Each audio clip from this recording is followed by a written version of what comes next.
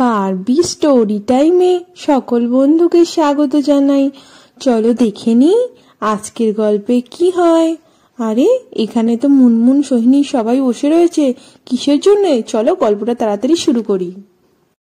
বলছি তোদের হলো রে হলো, তাড়াতাড়ি এবার বিয়ের উপহারগুলো খোল, দেখি মুনমুন কি উপহার পেলো বিয়েতে। জলদি জলদি গিফট আনবক্সিং করো ভাবি। এই উপহারটা মাদল ভাই আর মহুয়া বৌদি এনেছিল, সবার মনে পড়ছে? চলো দেখি।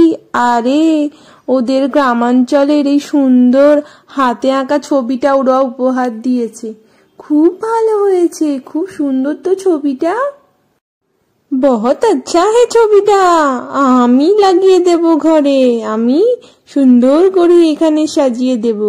দেখো সবাই কিতনা ভালো লাগছে, বলো রুমটা এবার কেমন লাগছে ছবিটা লাগিয়ে? খুব সুন্দর ছবিটা কিন্তু। আরে এটাতে তো একটা ব্যাগ রয়েছে, চলো এই ব্যাগটা কে নেবে? এই ব্যাগটা নেবে আমাদের শিলা। শিলা, এই ব্যাগটা তুমি ব্যবহার করবে আজ থেকে, তোমাকে আমি দিলাম। ব্যাগটা বহুত ভালো বৌমনি, কিন্তু ব্যাগটা তো তোমার গিফট, আমি কেন নেব? শিলা, যা গিফট পাওয়া গেছে সবাই আমরা মিলেমিশে নেব, তুমি ওটা রাখো। আরে এটাতে কি রয়েছে? এটাতেও একটা ব্যাগ রয়েছে, এই ব্যাগটা কে নেবে? এই ব্যাগটা নেবে আমাদের মিলি রানী। এই নাও মিলি, এই ব্যাগটা তোমার। খুব ভালো হয়েছে বৌমনি, থ্যাংক ইউ ব্যাগটার জন্য।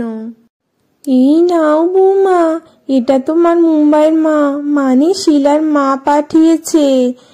বিয়ের সময় এত তাড়াহুড়ো ছিল যে দেওয়ার সময় হয়নি তোমায়। এখন নাও, রেখে দাও তোমার কাছে, যত্ন করে রেখো। মাসিমা তোমায় অনেক আশীর্বাদ আর অনেক ভালোবাসা পাঠিয়েছেন।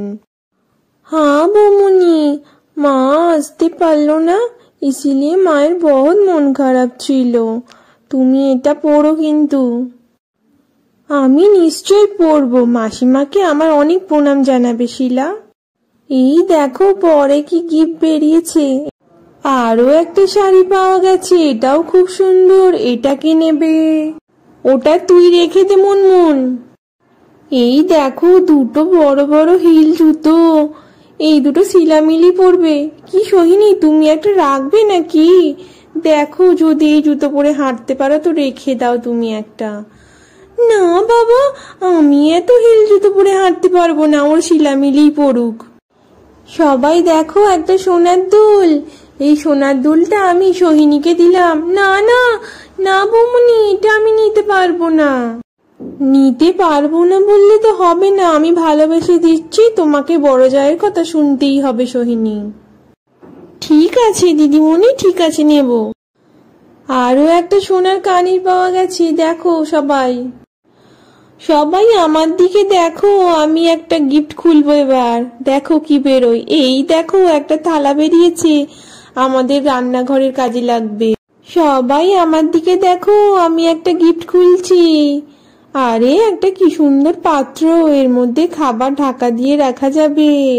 এটা খুব কাজের জিনিস হয়েছে কিন্তু সোহিনী, বল? হ্যাঁ বৌমনি, এটাতে খাবার রেখে আমরা ঢাকনা দিয়ে রাখতে পারবো। হ্যাঁ খুব ভালো হয়েছে এটা।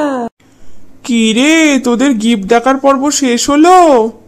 বৌমনি, আমি তো কোনো উপহার তোমাদের দিইনি, এইটা আমার তরফ থেকে তোমাদের জন্য উপহার, তবে কিন্তু সবার সামনে দেখবে না তুমি, পরে দেখবে। কেন রে ছোটদা ভাই, আমাদের দেখতে দিবি না? তোরা সব পরে দেখবি, আগে দাদা ভাই আর বৌমনি দেখুক। ঠিক আছে রে বাবা, ঠিক আছে, আমি এখন কাউকে দেখাবো না, আগে আমি আর তোমার দাদা ভাই দেখবো, তারপর সবাই দেখবে। বৌমনি, এবার আমাকে কলেজে ফিরে যেতে হবে, শিলা মিলি পরে আবার তোদের সাথে দেখা হবে। हाँ भैया, তুমি মুম্বাইয়ে জরুর আনা, ঠিক আমিও अब তো চলে যাব। আগে ডাক্তার হই, তারপরে মুম্বাই ঠিক ঘুরতে যাব। কটা দিন আনন্দ করে কেটে গেল, আবার তোর যাওয়ার সময় হয়ে গেল।